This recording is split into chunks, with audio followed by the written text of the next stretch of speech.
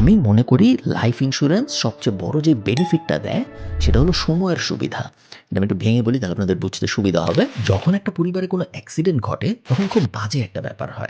ধরুন ওই পরিবারের কর্মক্ষম ব্যক্তির সাথে যদি কোনো অ্যাক্সিডেন্ট হয় তখন সেই পরিবারের বাচ্চাদের স্কুল থেকে শুরু করে বয়স্ক বাবা-মায়ের চিকিৎসা সবকিছুতেই ইমিডিয়েটলি একটা বিপদ নেমে আসে। এই মানুষগুলার একটু সময় দরকার হয় সবকিছু আবার নতুন করে গোছানোর জন্য। এবং স্কুলের বেতন বা বাজারের খরচ এগুলো তো অপেক্ষা করে না, এগুলো ইমিডিয়েটলি লাগে। সো সময়টা পাওয়া যায় না। লাইফ ইন্স্যুরেন্স যে ব্যাপারটা করে, ওই লাইফ ইন্স্যুরেন্সে যে টাকাটা পাওয়া যায়, সেই টাকাটা এই পরিবারটাকে ২ বছর, ৫ বছর, ১০ বছরের একটা টাইম দেয় যে আপনার স্কুলের বেতন বন্ধ হয়ে যাবে না।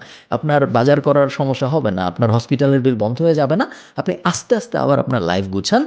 আপনি যেন আগামী ৫ বছর চলতে পারেন বা আগামী ১০ বছর চলতে পারেন। ওই জন্য এই টাকাটা আপনি এখন ইউজ করতে পারেন। সো এভাবে কেউ দেখে না, বাট আমার মতে লাইফ ইন্স্যুরেন্সের মেইন বেনিফিটটাই এটা। এটা পরিবারটাকে সময় দেয় সবকিছু আবার গোছানোর জন্য।